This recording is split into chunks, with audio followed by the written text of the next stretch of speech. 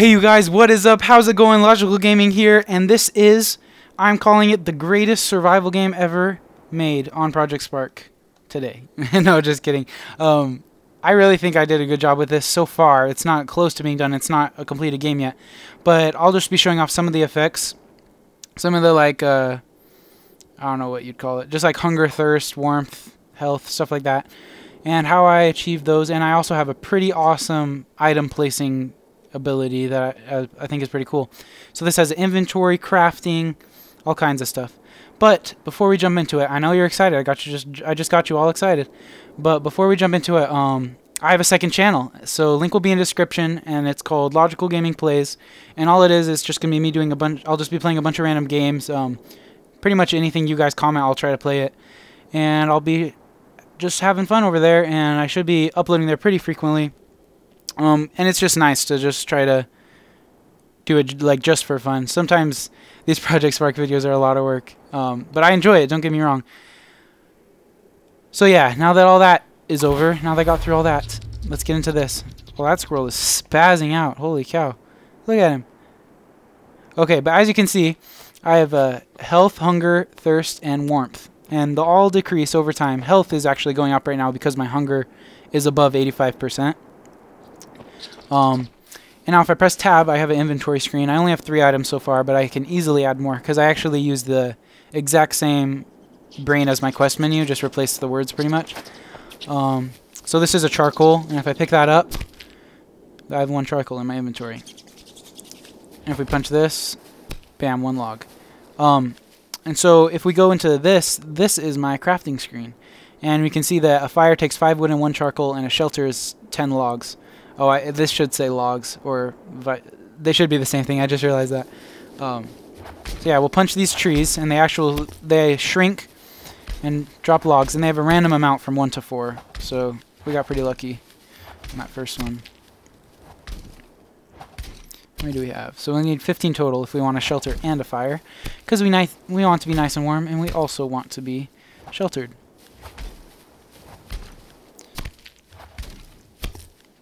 15. Okay, now here's the moment of truth.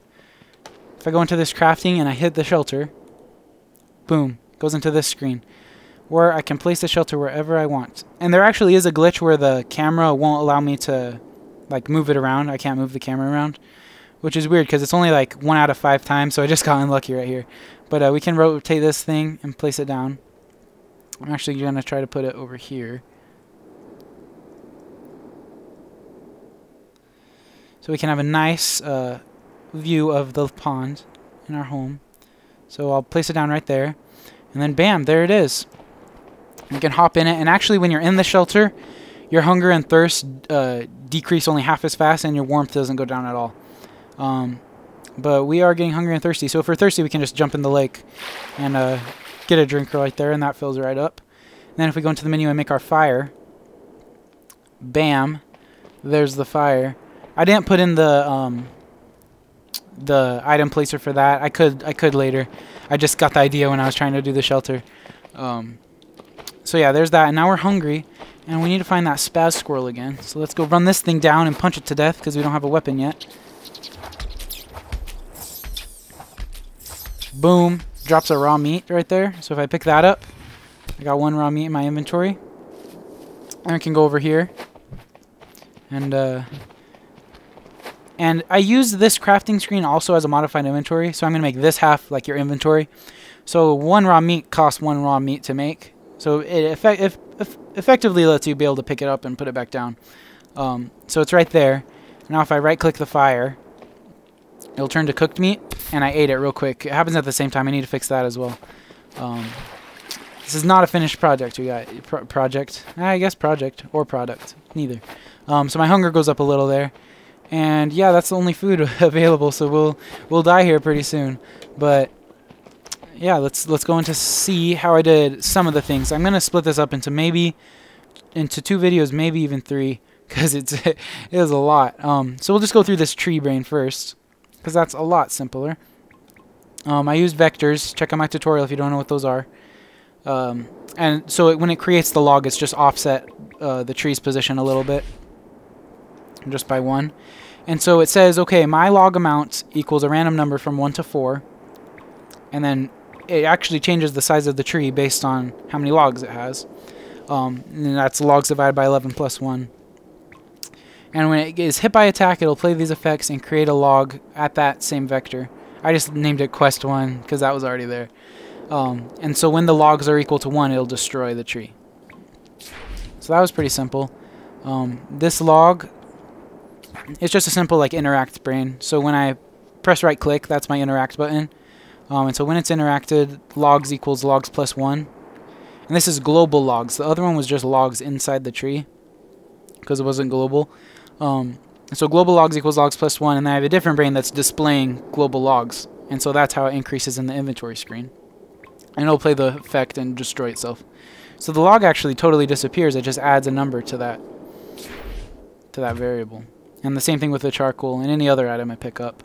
So this character's brain, I try not to use too much of like the coding inside this guy's brain because it gets crazy sometimes.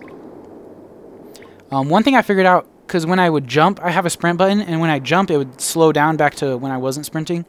So if you change the in-air horizontal speed to equal the on-land speed, that won't happen. Just a quick tip.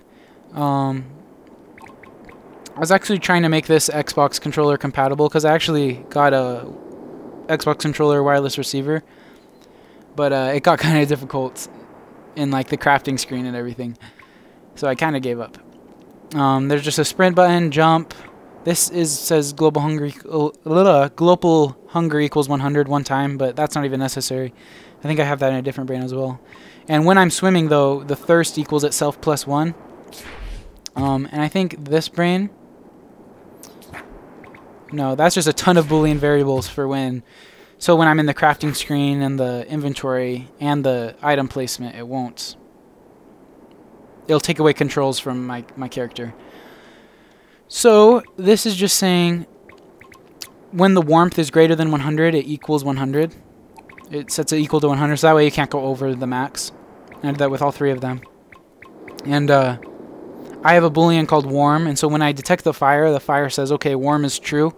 So when it's true, every 0.2 seconds, my warmth equals itself plus 1. So that goes up super quick as well. But if warm is not true, then every 8 seconds, warmth goes down 1. And then, did I skip some? Yeah, okay. And then every 4 seconds, thirst goes down 1, and every 5 seconds, hunger goes down 1. So I don't know if that's too quick or not yet. I haven't made the full game and like balanced it all out and everything. So yeah, I think that's going to be it for this video. I'm not going to try to explain too much. I'll go into the crafting screen and how I did the item placement next video, and maybe a little bit more if I add some more. Thank you guys so much for watching, and all the support this channel is getting is so awesome. I love it. Love answering your questions, helping you guys out, and I hope you enjoy these videos. Again, check out that second channel if you're interested.